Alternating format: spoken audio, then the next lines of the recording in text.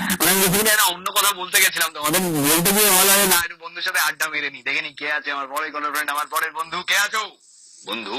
মানে বন্ধু মানে সাদা পাতা একটুখানি লেখা, বন্ধু মানে সেই লেখাতে একটু ভালোবাসা, বন্ধু মানে বুঝতে পারা না বলা কিছু কথা, বন্ধু মানে ছোট্ট কথায় হঠাৎ ব্যথা পাওয়া, বন্ধু মানে ঝগড়াঝাটি একটু রাগারাগি, বন্ধু মানে রাগের মাঝে একটু পাগলামি, বন্ধু মানে সবার মাঝে বহু গল্পের রেস, বন্ধু মানে একটু দেখায় অনেক কথার বেশ, বন্ধু মানে কল্পনাতে আকাশ ছুঁয়ে দেখা, বন্ধু মানে সেই আকাশে ছোট্ট স্মৃতি রাখা। গুড মর্নিং সমর্দা ভাই। গুড মর্নিং, একটু জল খাবি নাকি?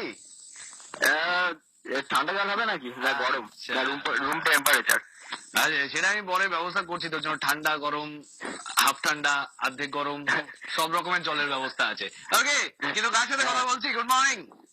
হ্যাঁ গুড মর্নিং সমর্দা, আমি আদিত্য মাখাল বলছি বজবজ বাঙালি থেকে। আদিত্য, কেমন আছিস বল? হ্যাঁ ফাটাফাটি ফ্যান্টাস্টিক জাস্ট ফাটিয়ে, তুমি কেমন আছো?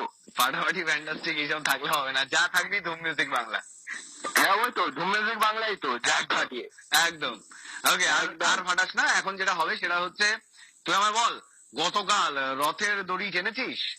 হ্যাঁ 3-4 বার টেনেছি। 3-4 বার টানলি? ছিঁড়ে যায়নি? ছিঁড়ে যায়নি তো? এত জোরে জোরে টানলি 3-4 বার? না না না, আমি অতটা মোটাও নয় আচ্ছা, যে তাহলে ছিঁড়ে যাবে। ওকে, ভেরি গুড, খুব ভালো কাজ করেছিস, কালকে রথ যাত্রায় নিজেকে একদম নিয়োজিত করে দিয়েছিস। খুব আনন্দ করেছি। তার সঙ্গে জিলিপি, পাপড় ভাজা এসব কি হয়েছে? হ্যাঁ পাঁপড় ভাজাটা হয়নি, তবে জিলিপিটা হয়েছে। জিলিপি হয়েছে? একদম জিলিপি। আমি মানে রথের মেলা মানে জিলিপি হবে না, এটা চলতেই পারে না। মানে বাঙালির একটা ঐতিহ্য, জিলিপি খাবো রথের মেলায় গিয়ে, এটাই মানে একদম একদম বাঙালির গর্বের কথা। একদম গর্বের কথা, বাঙালির ঐতিহ্য যে রথের মেলায় জিলিপি, পাপড় ভাজা, বাদাম, এইসব আলাদাই একটা নস্টালজিয়া,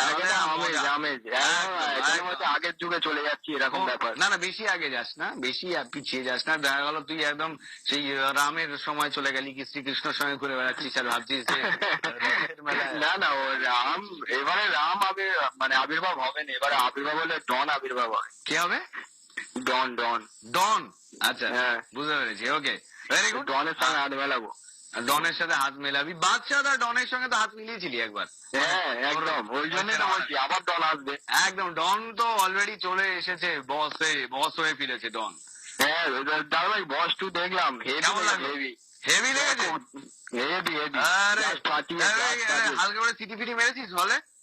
ও বাবা যা চেল্লেছি না হলে রে, বার করে দিচ্ছিল আমাকে। কে? Very good Aditya.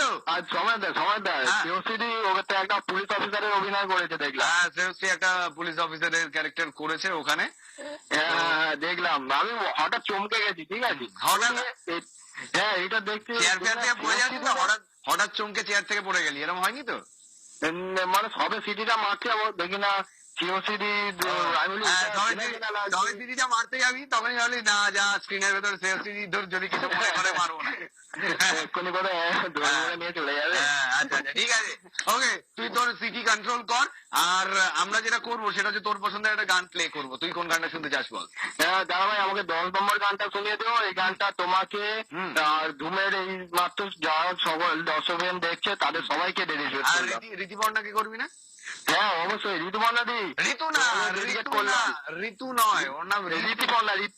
হ্যাঁ দিদি ভাই তোমাকে আমি ফ্রেন্ড রিকোয়েস্ট পাঠিয়েছি ঋতুপর্ণা দি, হ্যাঁ প্লিজ অ্যাকসেপ্ট করো। আজকে অফিসে আসেনি, এরকম ভাবে বলে লাভ নেই। চল ঠিক আছে, লাভ ইউ, বাই। ভালো থাকিস, সঙ্গে থাকিস, দেখতে থাকিস রকিং অন রিকোয়েস্ট, কারণ আমরা এখন নিয়ে যাবো ছোট্ট একটা বিজ্ঞাপন বিরতি। না, ওই যে রিমোটটা হাত দিচ্ছ ওটায় হাত দিও না, রেখে দাও, ফিরে আসি একটু পরেই। Let's take a break.